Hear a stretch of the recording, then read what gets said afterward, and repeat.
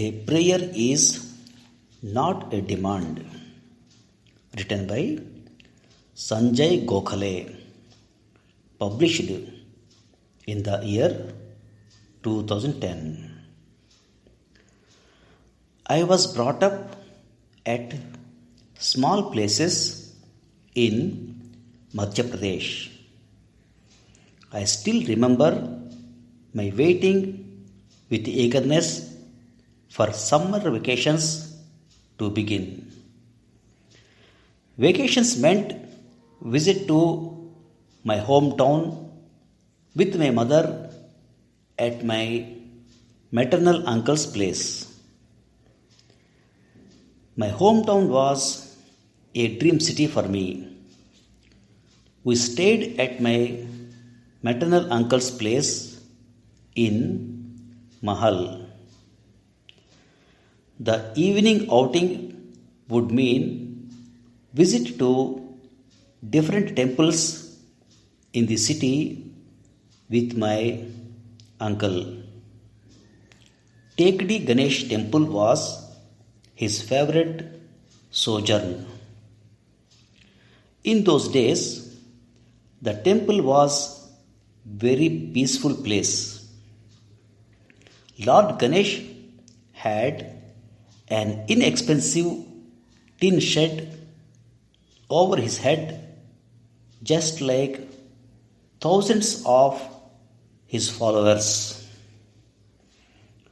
In summer, the tin roof would make the Lord sweat, and in the rainy season, the leaking roof would make him shiver, reminding him of the sufferings of the common man. I would watch my mama pray intently with closed eyes. While walking out of the temple, he would ask me, "What wish did I ask to be fulfilled?" I asked Lord Ganesh to please urge my father to buy me a new tricycle, I retorted. In those days of limited means, even small things like a tricycle were difficult to come by. Mama would shake his head in disappointment. Prayer is submission to the Almighty. Prayer is not a demand. And if at all you want to ask for something, never ask for materialistic things when you are praying. Ask the Almighty to grant a healthy body and a healthy mind. If these two wishes are granted, every other thing will follow. Diversion from the core issue of a new cycle would unnerve me. Reading the discontent on my face, he would smile and pat my back reassuringly. The temple visits and the rhetoric of questions and answers continued till the last day of my holidays. When I returned home, I could not believe my own eyes. Parked in the veranda of our small Sarkari bungalow was a gleaming brand new tricycle fitted with shining chrome plated hubcaps and even a sweet sounding bell fixed on the handlebar. It was a sturdy steel machine, unlike the modern plastic versions. It had a front driving seat and a spacious rear passenger seat, just like a cycle rickshaw. The days to follow were of enjoyment and ecstasy. I would drive the tricycle zigzagging through the alleys of furniture, and my kid sister proudly occupying the rear seat, expression of appreciation of my driving skills writ large on her face. I still remember thanking the God every day for the wish granted. Years passed by. I settled in my home city. I have matured in age. Mama has also grown old. I visit him on the weekends, and we still visit the Tekdi Ganesh temple together. I pray for a healthy body and healthy mind and watch him pray with the same devotion and intensity. While we walk out, I recount the tricycle episode, hoping to get some answer from him, and the miracle of my prayer answered immediately. Mama smiles and pats my back with assuring words. God understands.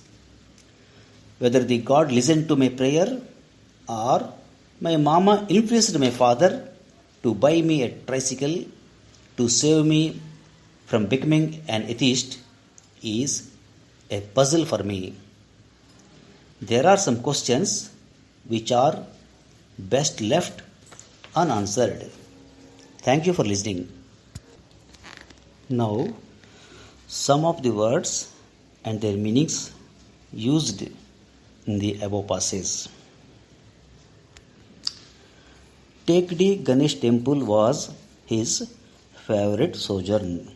Sojourn means a temporary stay. I would watch my mama pray intently. Intently means with eager attention. I asked Lord Ganesh to please urge my father to buy me a new tricycle. I retorted. Retort means say something in answer to a remark in a sharp, angry, or witty manner. In those days of limited means, even small things like a tricycle were difficult to come by. Come by means manage to acquire or obtain something. Diversion from the core issue means the basic and most important part of something. Diversion from the core issue of a new tricycle would unnerve me. Unnerve means make someone lose courage or confidence. He would smile and pat my back reassuringly. Pat means touch quickly and gently with the flat of the hand. Reassuring means make you feel less worried. The temple visits and the rhetoric of questions and answers continued till the last day of my holidays. Rhetoric means speech or writing intended to be effective and influence people. When I returned home, I could not believe my own eyes. Parked in the veranda of our small Sarkari bungalow was a gleaming brand new tricycle. Gleaming means bright and shiny. It was a sturdy steel machine. Sturdy means strong and solidly built. The days to follow were of enjoyment and ecstasy. Ecstasy means great happiness. I would drive the tricycle zigzagging through the alleys of furniture. Furniture, alleys means a narrow passage. Expression of appreciation of my driving skills writ large on my sister's face. Writ large means clearly shown. Whether the God listened to my prayer or my mama influenced my father to buy me a tricycle to save me from becoming an atheist is a puzzle. Atheist means a person who lacks belief in existence of God. Thank you.